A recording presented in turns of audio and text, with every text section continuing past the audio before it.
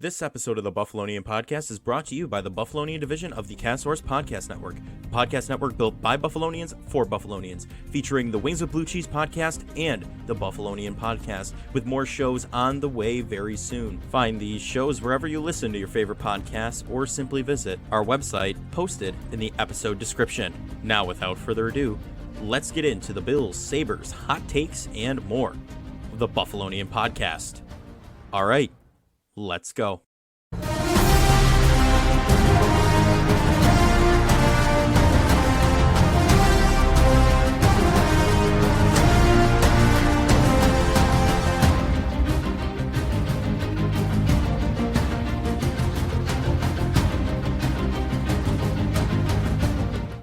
We are back with the Buffalonian Podcast.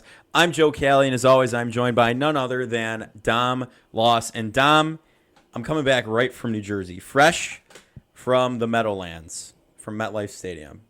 And it is not a good report we have going on here. The Bills fell in overtime 22-16 to the New York Jets. The Giants lost 40-0. I apologize. The night before in the same stadium. But, you know, it's never a good start to the season, losing, especially to a division rival on the road in such amazing fashion, not amazing in a good way, spectacular fashion. What are your general thoughts? I mean, mine, there's a lot of negative. I tend to try to look on the bright side of things, but I mean, what are your thoughts after this?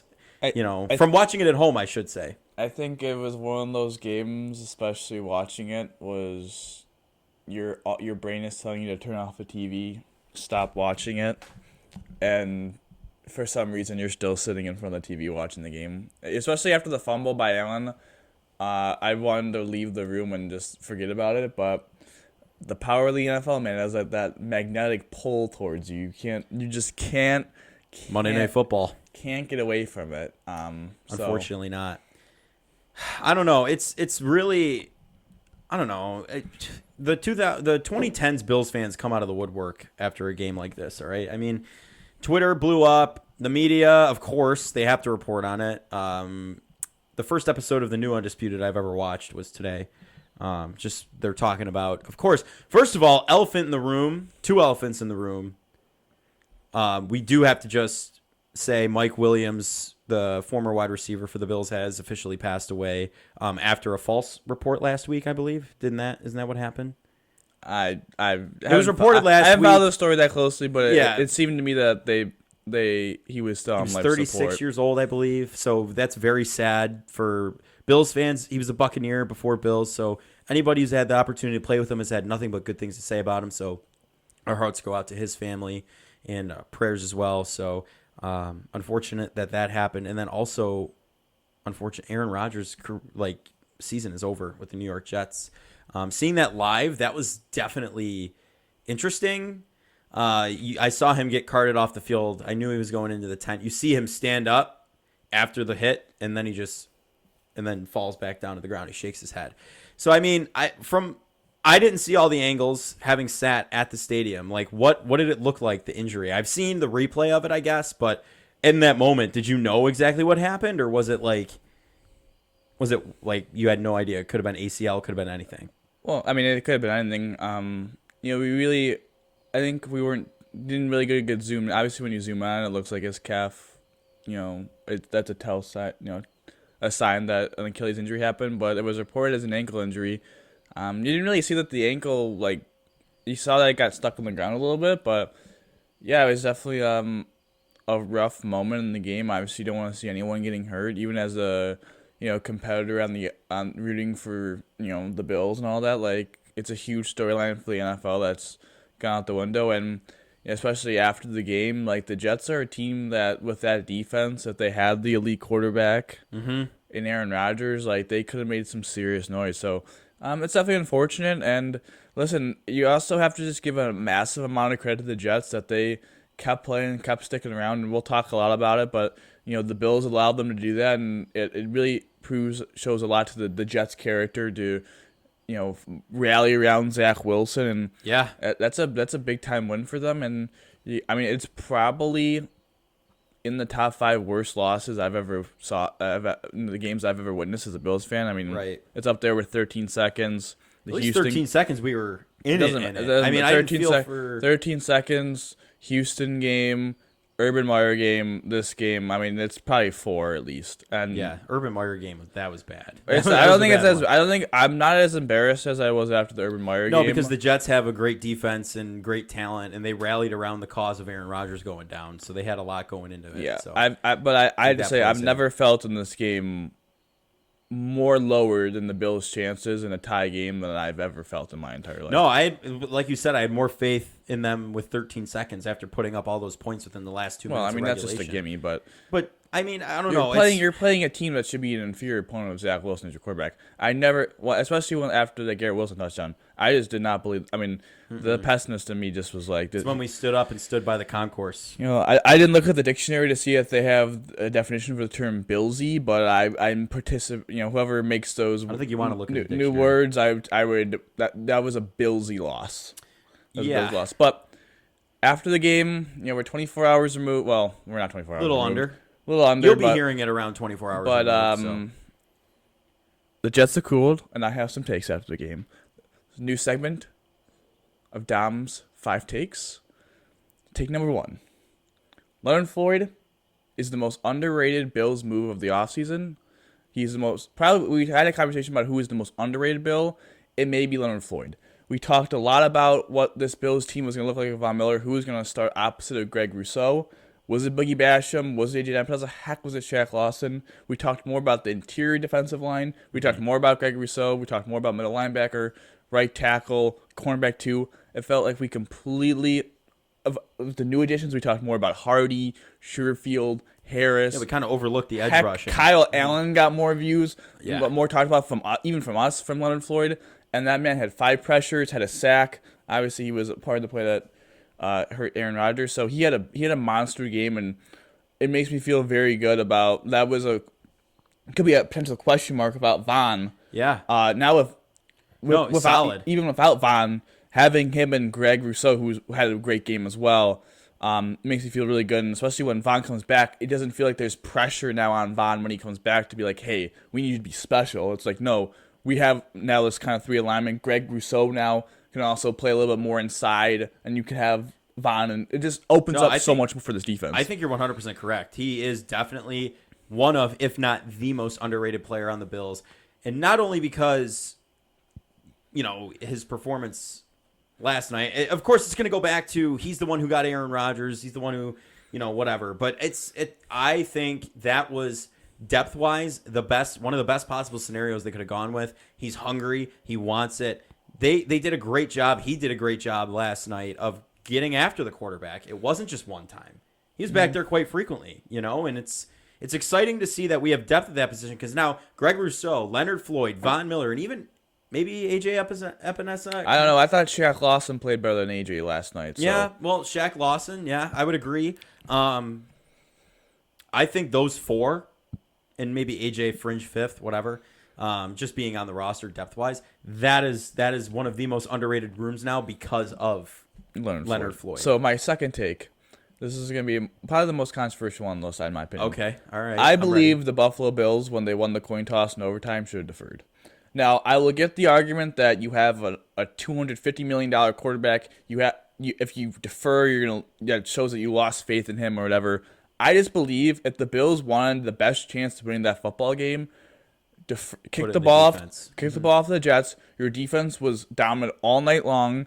Put the ball in Zach Wilson's hands in overtime. If he makes a Zach Wilson-esque mistake, you're there. The Bills were moving the ball even with the Josh turnovers a little bit, so that I feel like they had a better chance to go down and kick a field goal. I just believe Yeah. they had a better chance of ending the game via a field goal than having to drive down, score a touchdown, the Bills get a stop. I just think, again, I could get the argument that you have a franchise quarterback, you trust him, but I just believe He had an off night. I agree. Okay, like I know we were talking before. I'm going into this blind. Okay, I have no idea what Dom's 5 takes are.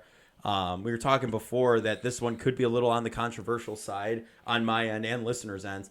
I don't disagree with you though, because at the same time, yeah, you know, it shows you lost faith in your high highly paid quarterback a little bit, but why wouldn't you after a performance that's somewhat lackluster and he seemed to be getting in his own head and tearing himself apart? I would have put the ball in the defense's hands as well because that's what kept the Bills in the game to begin with. Matt Milano already on route for an All-Pro season. I'm ready for it. Milano, my favorite defensive player, cooking. And if Leonard Floyd, like we even just talked about, the defensive line was putting pressure on the quarterback. The run was a little iffy, but you got Breece Hall back there and Dalvin Cook. They're gonna run. That's gonna happen. You're gonna give up some runs. I agree with you. I think the best situation could have been to put the ball in the hands of the defense and really just have them hammer them down, punt, and get in field goal position and kick the game-winning field goal. Well, when you have Tyler Bass just made a 50-yarder, I mean, barely. It was a dunk, but listen, he won it. Listen, he's dependable, and I just believe that the Bills, I think that was the best chance for the Bills to win the game if they deferred. My third take. Is that more of a hindsight thing? You think you would have said that in the moment? I said that in the moment. You said it in the moment? Okay. I said that All in the right. moment, yes. I wasn't thinking that in the moment, but that's more of a hindsight thing for me, but I appreciate that. That's a good thought. I like it. I just... It's tough when you have Josh. And is this the opposite of undisputed, by the way? We're not arguing? I don't know. But my third take is this. Joe Brady needs a significant more blame assigned to him. Absolutely. Josh Allen, 1,000% Yes. should get a lot of the blame. 4 turnovers. The one thing the Bills could not do in this game is turn the ball over, give short fields to the Jets. Multiple times had opportunities when they were driving around midfield to maybe even get a couple yards and get a field goal turnover. The fumble was a gifted 3 points. I mean, they gifted them 3 points. The short field on the touchdown. The 2 turnovers when they were around midfield-ish, so they could have potentially had sustained drives to field goals. Josh Allen deserves a lot of blame for that. I thought Ken Dorsey is getting too much blame. I believe Ken Dorsey is getting too much blame. You're right. I haven't heard Joe Brady's name one time. The second 15 was a tough call. I understood where he was coming from the perspective of this. The Bills multiple times throughout the game used draw plays to stymie the Jets' pass rush to come up the field, and they would then do the draw and then catch them up, the D lineman upfield, and drive past them. Now, I got stopped a couple times. I don't think it was a great play call. Quinn Williams, John Franklin Myers, they beat their blocks. Mm-hmm. So, in hindsight, that draw play could have got 7 yards, but obviously it didn't work. Taking the ball out of Josh's hands, I don't think was the most ideal situation there. So that was a bad play call. I don't think Dorsey had a bad night. I think Josh Allen is to blame, but I also think, listen, man, the quarterback coach is to blame a little bit for this too. Like he's also coaching Josh. He's the one in Josh's ear on the sidelines for the most part. I mean, Ken Dorsey is up top calling plays. I know you could call down, but Joe Brady, I think, deserves a lot more blame than he's getting because no one really seems to talk about him. But you are the quarterback's coach, and even Kyle Allen in the preseason was a little sloppy with the football. Matt Barkley had 3 interceptions in the preseason. Yeah. Like every quarterback had a stint of being sloppy. All the quarterbacks have been incredibly sloppy in game action, and eventually that has to fall back on the position coach, in my opinion. I agree. This is another one. I'm going to say I agree to pretty much everything here because I think you do have a solid analysis so far, unless something really jarring comes up. But Joe Brady definitely deserves more blame. You're right. Ken Dorsey is getting a lot of the blame, and I've heard a lot of people talking about Brian Daboll. If we had Daboll as our OC, this stuff wouldn't be happening. Daboll liked to get a little cute too sometimes with certain things. Like I'm not sitting here saying Dorsey's perfect. Like absolutely not. He's a year 2 play caller. He's still learning a little bit. He's getting figured out. McDermott also calling the defensive plays for the first time in a while since Frazier's out. That's kind of off the mark there. But I think Joe Brady does deserve part of the blame because you're right. We saw Barkley really struggle sometimes in the preseason, be very sloppy.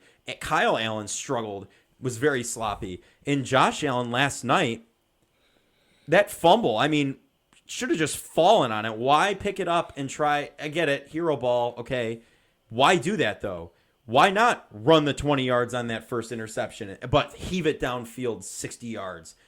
In the third down punt thing, we were talking about this before the show, but that's ridiculous. Joe Brady does deserve part of the blame because Ken Dorsey was the quarterback coach before him, and Josh was a lot cleaner. He's still, he's 84 turnovers in his career. Is that where he's at now? Yeah.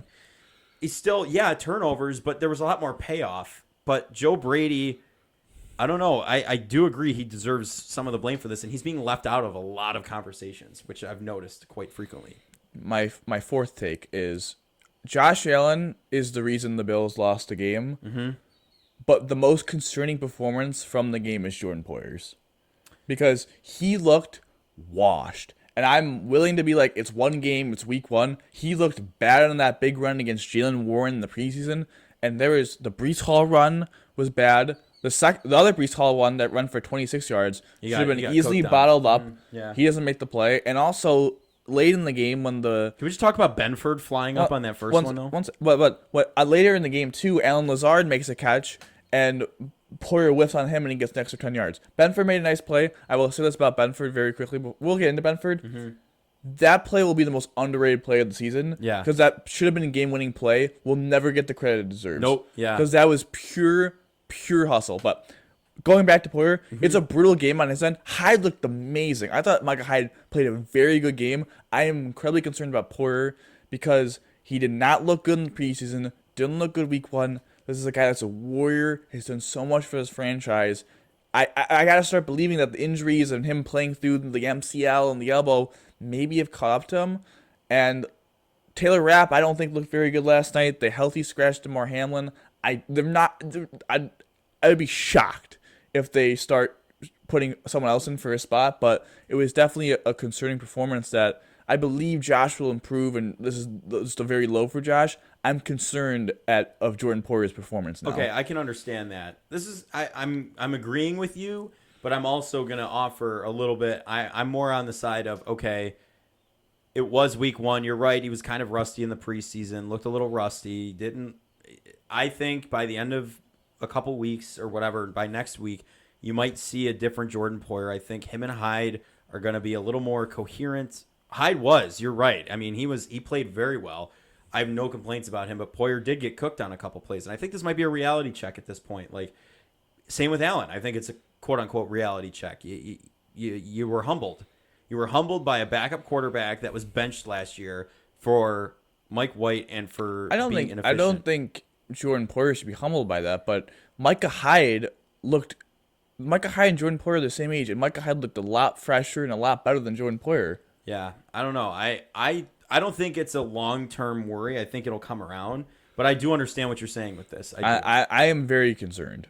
I'm incredibly concerned because at some point he's 32, battle through injuries. Eventually, it catches up to you, and it may have, and that's a serious concern. And I like Jordan Poyer. I think he's a fantastic player, but it's definitely something where, I mean, if that continues to happen, I mean, I don't know what the Bills are going to really do, but so that's something to look at. And my fifth take is this: the Bills will be fine. Thank you. Continue. The Bills will be fine. Our hearts, however, will not. We will all need to see a cardiologist after the season. I think I blew a couple blood vessels during that game. What is it, like left artery? Is that how I would explain that? Is caved in, I think. Ventricle, maybe? Clavicle, ventricle, I don't something. Know. I don't know. Our hearts will not be, but the Bills, I believe, will be fine.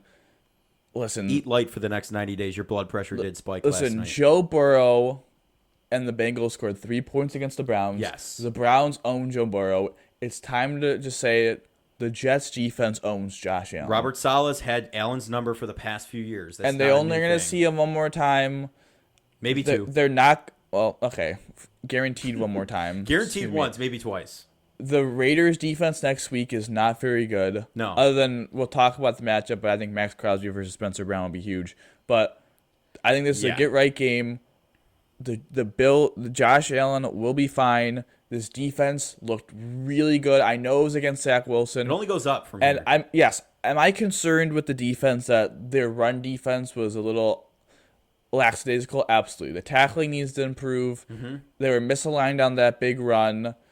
Terrell Bernard, I think, it showed that he was. I mean, he just looks like a safety. I don't know what they're going to do with that, especially I don't either. But it was also his first game. I don't think he played in the preseason at all. So you're right, but again, he was getting pancaked. He was not shedding blocks in the run defense. That concerns me. But the Bills are a team that are built to play the pass. Mm-hmm. Like Trey Wright, not a great run defensive corner. Christian Benford, I think, is. Terry Johnson is. The safeties are more of a pass coverage safeties. You have more pass coverage linebackers because both Milano and Terrell Bernard are converted safeties. So, I mean, they are more pass coverage. Right. Hence Milano picking off Zach Wilson last night. Hence Milano looking very good. So, yeah, those are my takes. I'm going to comment on that last one hard here because Oh my God, the faith is gone after a week 1 loss to a divisional rival who's had the number of Josh Allen for the past few years. Robert Saleh, defensive-minded head coach. Defensive-minded head coach with a powerful Jets defense, powerful secondary, powerful line, linebackers too. You're going up against a strong defense. They're not the same old Jets that everyone thinks, oh, that's an easy week 1 win. Come out. No, the Raiders, I would say, that's a confidence booster week. Absolutely. I might say that. But they're going to be absolutely fine. Keep the faith. People are already saying the Bills aren't making the playoffs. Like, I've seen that on Twitter circulating from Bills fans. I'm like, are we really, really going down that path right now? Because believe me, I was there. I was literally there, and my mind is not even close to that yet. And I get it. People who have been around and seen them lose 4 Super Bowls in a row in the 90s are only here to see them win a Super Bowl. Trust the process. Have the faith. Keep the faith. Mount up and just keep it going. Because the last thing you need to do is completely give up on them. Because trust me, I was at that stadium last night. It is not fun to not be around a crowd of Bills Mafia. So the next thing I want to do is I want to briefly break down Josh Allen's 4 turnovers. Okay, I like that. I want to do that as well. They're the reason the Jets won. All credit to the Jets. I said it before, they played very hard. The Bills lost this game more than the Jets won the game, but the Jets put themselves in position to win the game by forcing the Bills to just absolutely just vomit on themselves. Just purely. Bills played themselves pretty much. Purely throw up on themselves.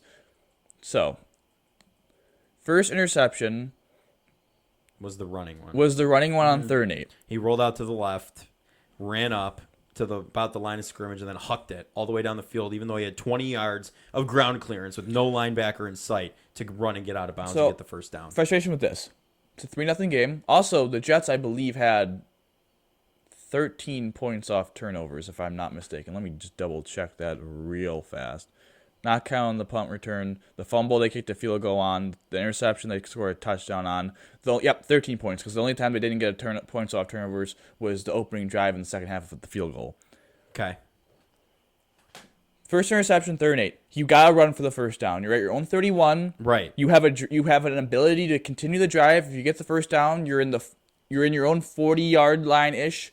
You're now driving, and you're gonna have a sustained drive against a team that literally you're winning 3-0. They just had a very poor drive of Zach Wilson. Zach Wilson is in the game at this point. You're winning 3-0. You really have an opportunity to potentially have momentum is kind of going your way. Big time drive. Terrible. Next play after the interception is the long run, and they get a field goal. 3-3 game. Now you're up 13-3 at the half. So they only had one this is big. They only had 1 turnover in the first half. And it was that punt. Terrible play. You could run out of an arm punt. I'm going to look at that more of a negative point of view, because that was a first down. That has to be a first down. That play had no chance to draw a DPI, no chance for the receiver to make a play on the... I mean, the receiver actually made a pretty decent play, but there was really no true chance for him to break up that one. Just a horrific decision.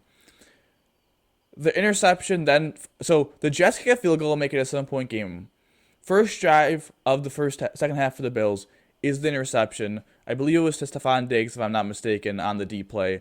Yes. So 2nd and 13. He tried to make a defensive play as well. So you are in Jets territory. You're at the Jets 41. Yep. You have a good kicker. Right. You need to just throw the ball away.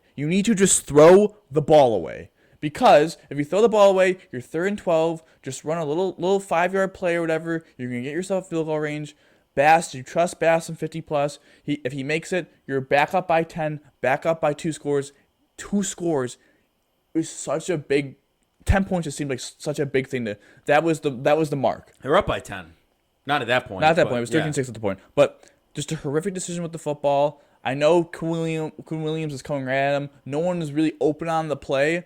You just got to throw that ball away, Josh. You just got to throw that ball away. That throw cannot happen. Cannot happen. That mistake cannot happen, especially when you're driving. To whip it down the field into double coverage, and Stephon Diggs has to make a defensive play, looking like a cornerback back there, trying to swat the ball out of the defensive back's hands. So, I don't know. Then this is the killer one.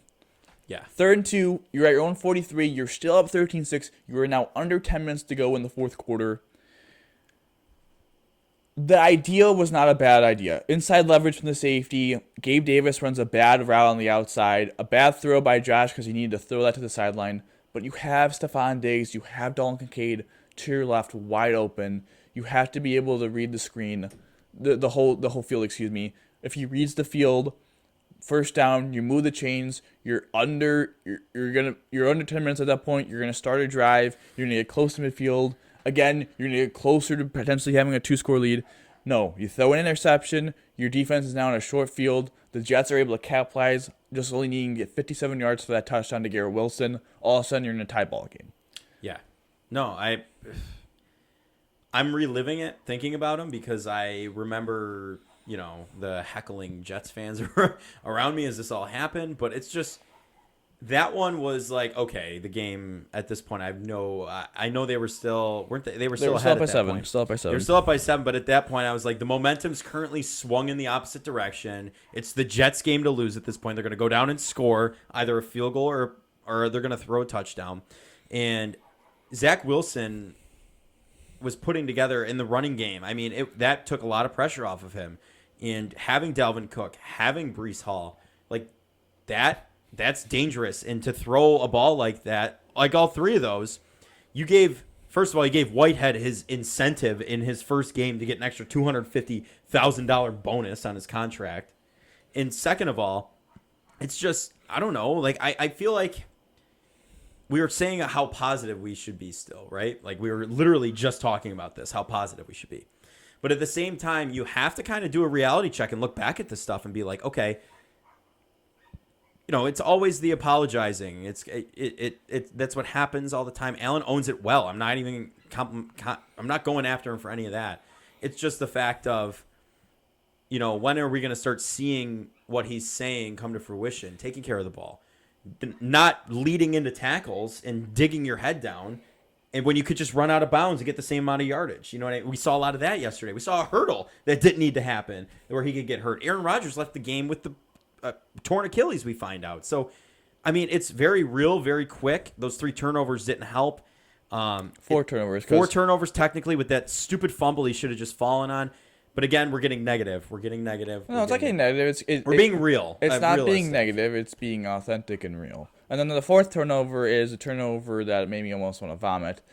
Just a play where the timing is off. As people would say, the snap was good. It was a good snap. Josh missed the ball. I think the timing is off with the motion from Trent Sherfield, I believe. So that's a play you just got. Don't run to the middle of the line. Just fall on it. You're going to lose 3 yards. They kick a field goal. That's tough. And then another negative I just have for Josh, and maybe the offense as a whole, they just did not win first down. No. I really liked how they were doing the short passing gains and doing paper cuts, but Josh, you weren't patient enough, and you made bad mistakes, and they were not winning on first down. There was multiple times on first down where they get these 3-yard sacks or whatever because Josh runs out and gets tackled by the defensive tackle or whatever. Just dumb mistakes and not winning on first down, and all of a sudden, all of a sudden, you're that in 10-point lead you're you in had second going and long and third and long against the defense. And we saw it in overtime. 5-yard penalty at the end. Your first 15. Yeah. First play, incomplete pass. Now it's second 15. Yeah, you'd be mad about the draw, but like, why we shouldn't have been second and 15 in overtime. Second 15's a failure. And we shouldn't have even been in overtime, as many people. The have offense's inability to be unreal. staying on schedule and not shooting themselves in the foot with turnovers is the reason why the New York Jets won the game and the Buffalo Bills did not. Now, to talk more positives, I like performances and what I think positive way. The Bills driving down the field and kicking field goal at the game was a positive. That was a mental hurdle to not just lose the game 16-13. I respected their ability to at least flush it for the moment and put an offensive drive together to kick a field goal. My frustration, though, with that drive, though, is that I thought they were a little too conservative. They took 2 plays that took like half their time to run like 2 or 3 plays, and they were the offensive pass interference happens. Right. Yeah. Also, in 35 seconds, and they're not even at midfield. It was like, well, you had a minute 30 or whatever, but. I respect their ability to flush what happened and go drive down, kick a field goal. TB, my man, money. Doesn't matter how it goes Doink. in. It went through those Made uprights. 50 yards, was solid all night. Obviously, the D-line I thought played really well. Jordan Phillips looked really good too. Obviously, you have an all-pro Matt Milano. He played amazing. Hyde looked really good. Yep. I really liked what they used of Kincaid. I think there's going to be a lot more opportunities for Kincaid. I mean, he played You're going to see more of him. 55. I think he played like 80% of the snaps. That's a higher number than I expected. And he was 4 for 4, I believe, at the end of the day. I'm really excited to see what they're going to do with Kincaid because he looked really good after the catch. I think you're going to see more options than that. And Diggs is just Diggs. Big game from him. Yeah, so. I love when he flicks the Sauce Gardner. You know what I'm talking about? Yep, He kind of and rotated also, him around.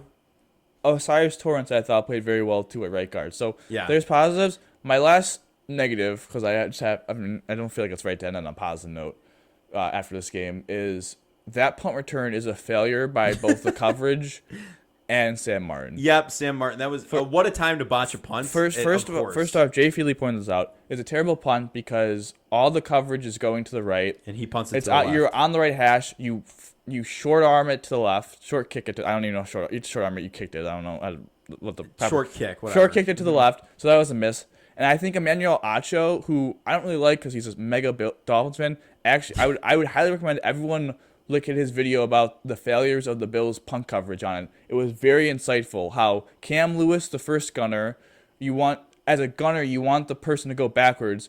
He did not get that goal on his first attempt. The second gunner is Saran Neal. If you're 8 yards away, you have to keep contained. He did not keep contained and let him bounce it.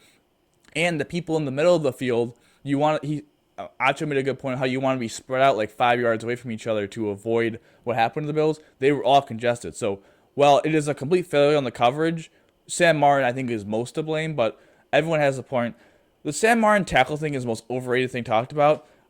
My boy was just going to punch the ball out. Like, do I think it was a great effort? No. Do I think he was going to just force the fumble? At that point, the game was over. At that point, the game was over. Yeah, you're grasping at straws at that point because he was already down within the 5 yard line, 10 yard line. Like you're literally like I said, you're grasping at straws. You're not gonna. I don't even. So those are my positive, negative, all my takes. Yes, I did on to the Dom 5. Yeah, the Dom 5. I truthfully don't think it's anything to be horribly worried about. Yes, it was atrocious. It was egregious. I'm not going to sit here and say that Allen is not at fault for anything, or the defense was a lot of the reason they hung around for what they did, and that's a big positive coming out of it. And the offense, a lot of it's negative. So truthfully, Kincaid's a bright spot, absolutely. I think James Cook even somewhat of a bright spot. There were. You know how you used to make the little pinhole things in tinfoil to see the eclipses, and it's just dark except for that little dot? No, you never did that as a kid? No? Mm-mm. All right. So you make a pinhole, and it's like the light comes through so you don't kill your corneas, that kind of a thing. Basically, it was that pinhole of brightness in the vast majority of darkness on the offense. But I think they'll bounce back. I'm not sitting here saying that they're not going to come back. Allen will have a great week next week. You heard it here first. I think the offense will cook next week for sure. James Cook is 0-2 now with Dalvin, though, unfortunately. Yes, Dalvin. But anyway, so keep going. Just keep being a Buffalo Bills fan. Do not go back into the cave of the drought. It's not that deep. We don't have to worry about it. They're going to bounce back. My opinion, yes, Allen did have a bad game. And a lot of people's opinions will hear, if Josh Allen is on this team always has a chance to go the distance. And I think he will work on cleaning it up. I think we'll see more of that after this game. I think it was a reality check. And I think you got to keep the faith and just stay supportive. That's all I have to say. Stay positive. There's no need to just get real negative with all of this. Yes, there are a lot of negatives that we have just talked about, but stay positive. Stay hungry. We got it. I have good vibes feeling for the rest of the season. I'm not going to lie to you. So it's a divisional opponent. That's just what happens. Sorry. Go ahead. Should we talk fantasy football and picks? Yeah. I mean, So I'll bring up my week. Your week is a little 8 crazy. Teams. Mm-hmm. So I fortunately went 1-0 in both leagues, beating my brother in one league, and then in our punishment league with our friends, took a fat dub. Tony P coming through with me over Darren Waller was up by one little under 2 points going into Sunday football. I had Tony Pollard. My cousin had Darren Waller. Obviously, Tony Pollard had a big game and got me the dub. But then I was, fortunate to say I'm playing Josh Allen against my brother this past week, and Mm-hmm. he had a bad. Josh only had 9 points, so that helped me get a dub in that league. I do now have to say in my punishment league, I am playing Josh Allen this week, so back-to-back weeks is playing Josh Allen, but this week I will be rooting for him to score 50 points. Yeah. just No, you because have to. just because my brother's team sucks otherwise. So I still think I will be able to get a win. Yeah. But we're doing a little ranking. We said we were going to do a little ranking of my 8 fantasy of your eight. teams. I'll just briefly point out my 2. So for every week, I would prefer my punishment team goes 1-0 compared to my family league. Yeah. But if you're telling me just based off winning the league, I'd rather have my family league win Just because for clout. No. Well, first clout, yes. You're right about that. Within family, you can brag about that But for a year. there was a $10 buy-in, 12 players, Oh, winner take all. 120 That's $120. Yeah. The winning in our punishment league is the fact that you don't need to do the punishment. Well, if you finish 9th place in our punishment league, that's the same thing. 1 to 9. as long as you're not dead last, Yeah. you don't So have nothing I want to win about. the family league, but I would preferably make sure every week I stay at least one above the last place person in our punishment league, which Yeah. happens to be tied with you right now and the producer. So Yeah, right. Yeah. Unfortunately, Joe Burrow is going to be sending me to do my punishment in that league. It kind of varies for me. So like I said, I'm in 8 fantasy football leagues, which might sound like a crazy number. People are in a lot more. I want to try best ball. Have you ever heard that? Just a quick sidebar here. I heard it. Kind of I heard makes of the D&T team for you. You oh. pick the team, and then it moves it for you. Like it's CPU based. So I know people who have like 120 best ball teams. They just draft and then they just let it go and see what happens. So I couldn't do that. I mean, I feel like that'd be interesting to try once. I kind of like the fact that you make the roster moves yourself. It's more of a gamble. But anyway, going to my 8 teams, we'll go bottom up. So I have a bunch of fun leagues, right? Family, friends from different sides of the family. It's just in my cousins. It's all just for fun. It's all just for fun at 7 and 8. Yeah, it's nice to win those, absolutely. But if we're talking compared to these other ones, no, because it's just I don't know.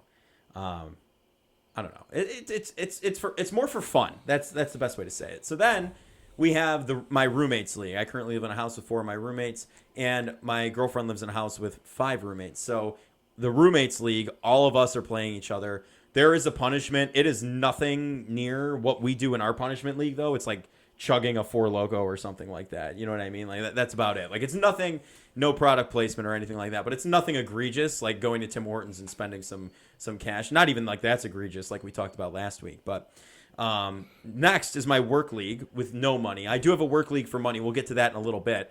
But this work league's kind of for clout. You know, you kind of you work in the sports radio kind of area. You kind of have to prove yourself a little bit. So you can't be a schmuck team. So that one's about middle of the pack right there on winning it because no money involved.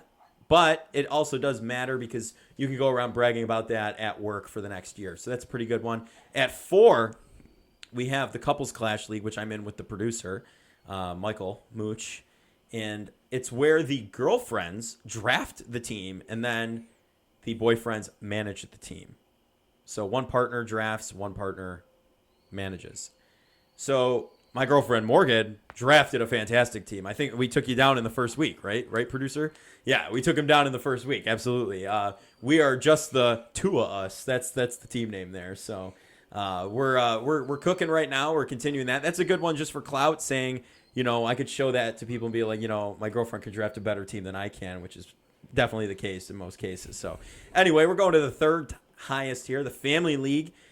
This is my dad's side of the family, Conti's League, it's called. We've had this going for years. I first took over, and my one team was a Tom Brady, Rob Gronkowski stack. And I was second in the league that year. I ended up losing in the championship, unfortunately. But you do get a nice big trophy with your name engraved on it. So you have to do it. That one, the trophy itself is that's a family bragging right.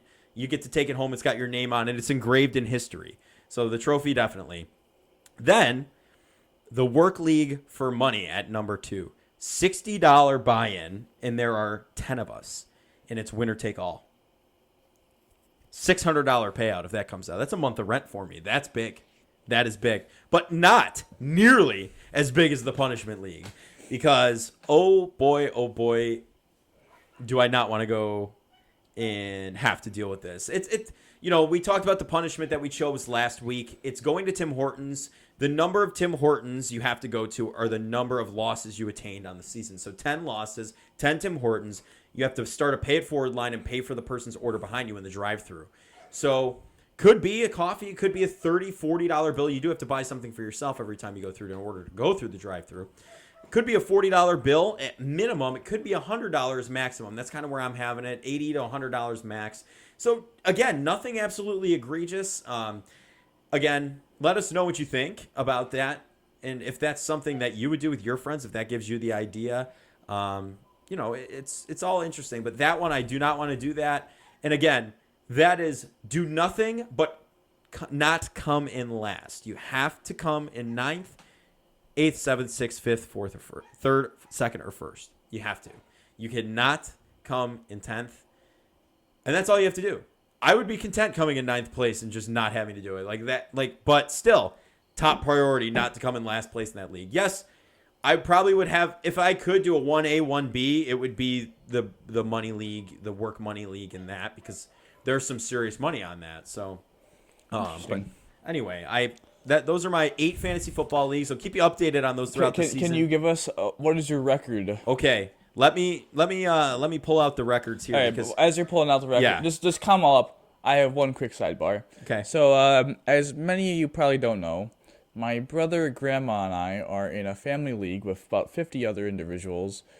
There's a significant buy-in for money. Last year, and every year, you pick the games.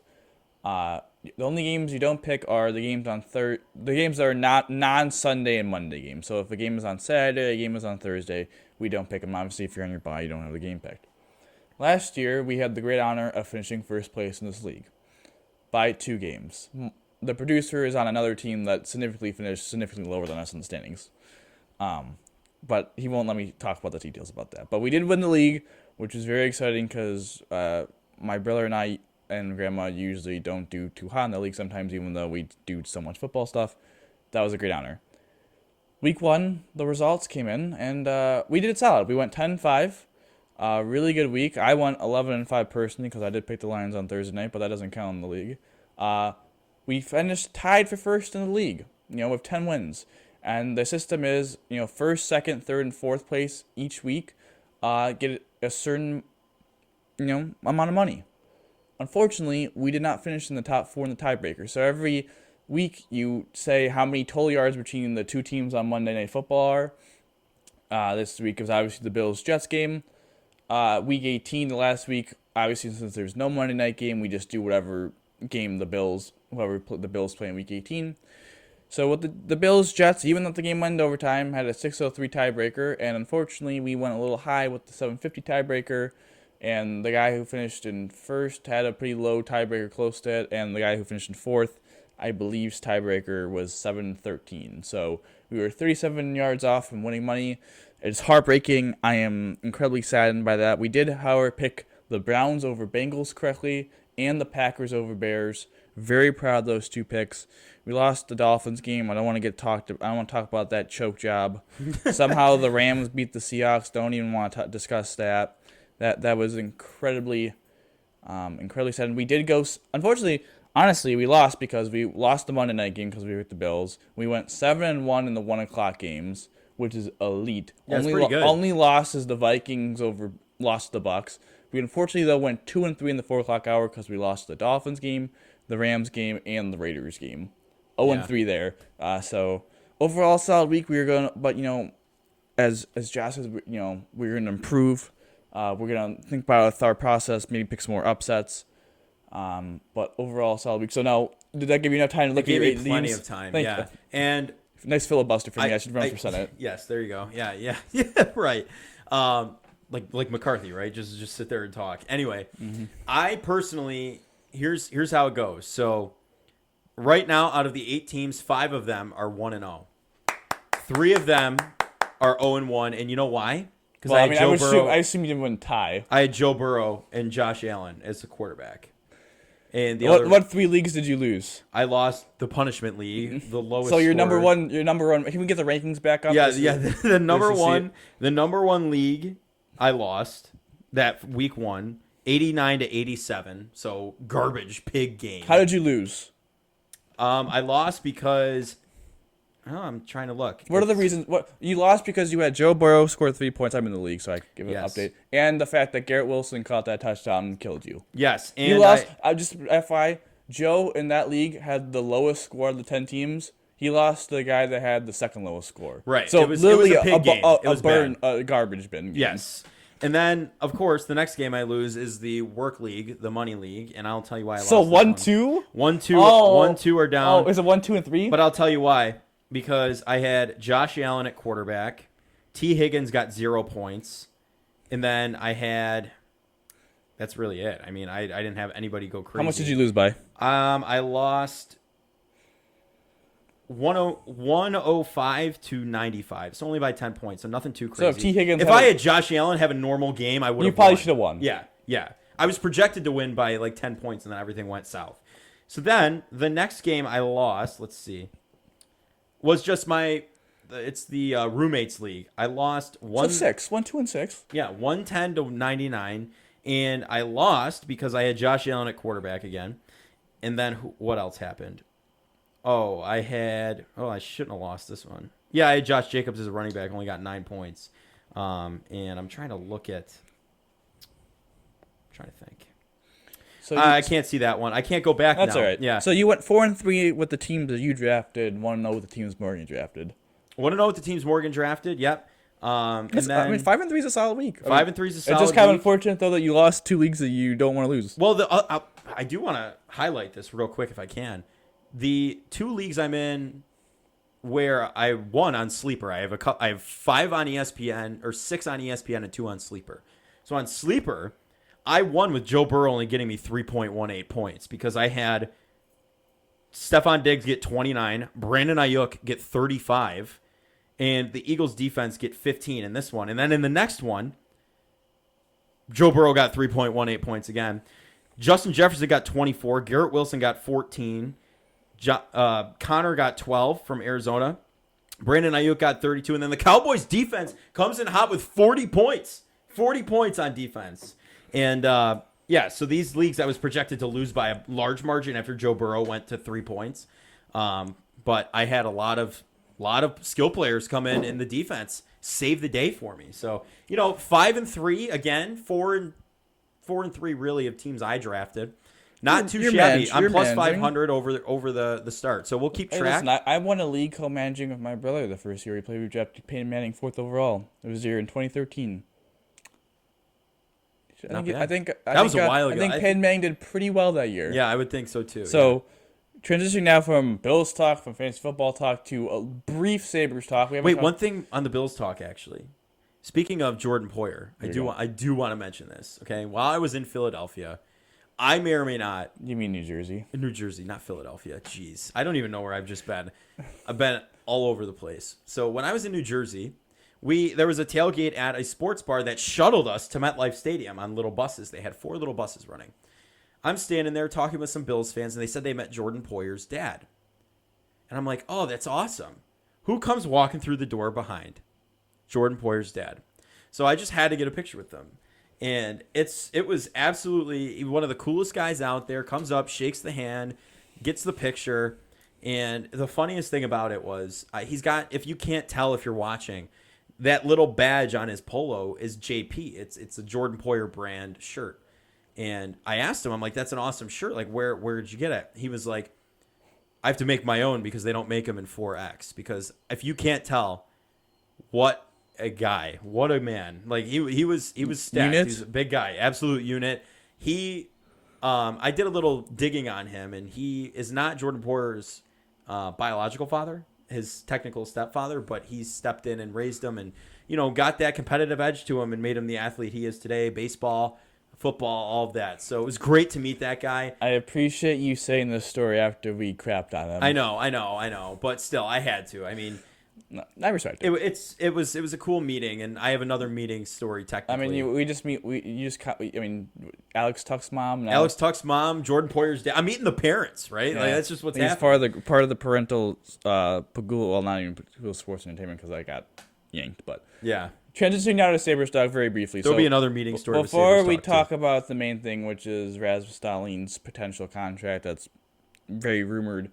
I do want to briefly say that the Prospects Challenge is this Coming up. Friday, this weekend. Very entertaining, very good roster. Matt Savoy will be there. Zach Benson will be there. Yuri Kulik will be there. Ryan Johnson will be there. No Levi. not a It prospect. seems no Lucas Ruzek, so that seems to me that they don't view him as a prospect, but as a guy fighting for the spot. Right. Interesting to see that Kulik is there, because what does that really view him as? I just want to double check before I say this out loud, because I have the picture of the roster in front of me. Isaac Rosine is also there. Okay. So it seems to me that they still maybe view Kulik and Rosine more as roster player, not roster players, but more as prospects Prospect players, than yeah. pure. But they still doesn't mean that they can't compete for a spot. So I think that is very cool. Shows the amount of NHL talent that the Sabres have coming up in their prospect ranks, and I think it's a cool opportunity for if anyone wants to go to those games. Yeah, Should be really well, fun. I will tell you what I've come to learn about the Sabres, having I was into them more as a kid when I played hockey, really fell out of it for a while because they were so bad. Since starting the podcast, getting really into them, going to games, with you guys, it's been really, really awesome. There's a sense of fear with the Bills, right? Sense of, I don't know, uneasiness with the Bills. The Sabres, though, I'm just so excited to see them play this season. I really am. Like, Yeah, there's it's gonna be nothing fun. but excitement for me. Where the Bills, I'm nervous. Like, are they going to make it? Are they going to go out? Whatever. I'm not even going to manifest any of this. But the Sabres, I'm just so excited. They've got a great young core guys that are on their way to being good, and they could be good for a long time if they keep it up. So I'm Absolutely. just super excited. Yeah, so transitioning more to our main Sabres, obviously coming up we'll have more, but Rasmus Dahlin was in the news. Rumored to have his contract around 8 years. I think the number is more 10.5, people said, but I think it's going to be in the 10.5 range. Shows you why you really shouldn't bridge players. I know Dahlin at the time would have been a huge gamble extending because he really struggled with Ralph Kruger, but Yeah. I had 73 points in 78 games. The soccer was top coach. 10 in the Norris. Viewed as a top 10 defenseman, is going to get paid. And then, I mean, listen, Kevin Adams did a good job getting ahead of Dylan Cousins, ahead of Tage Thompson. He couldn't get ahead of Rasmus Dahlin because he bridged him. Similar situation to Sam Reinhart, but Sam Reinhart wanted to leave. Exactly. So the player in this situation, Rasmus Dahlin, has all the leverage. He's going to get that massive extension. It's going to be $80 million. It's going to be in the 10 range, but exciting to hear that he wants to stay for the future. And I think my personal opinion is that they're waiting because I think he's going to be the future captain of the team. I think Okay. he's going to get to see. I think obviously Oposo's still there, so I don't know if they're going to be like, hey, like Oposo may sit games, Dahlin will see, or it's going to be like a split captaincy. I Maybe. don't know how it's going to roll, but I don't think it'll be a problem between either. I of them. obviously don't think it's going to be a problem, but Yeah. I think next year Dahlin will be wearing, after this season, I think Oposo is definitely going to retire, and Dahlin's going to be wearing the C, but I'm intrigued to see maybe if they do kind of a split captaincy this year, because while this guy's still young, he's the best player on the team, in my opinion, and I think he's shown his leadership to just grow. Yep. And he's really matured into the role of being captain, while Jack Eichel, unfortunately, was kind of pushed into the role of captain. He was at a young age, and that's what. That's not really Jack's fault, No, but that's what the no. organization was at the time. So The organization just I guess I want to say failed him on that, but no, they definitely did.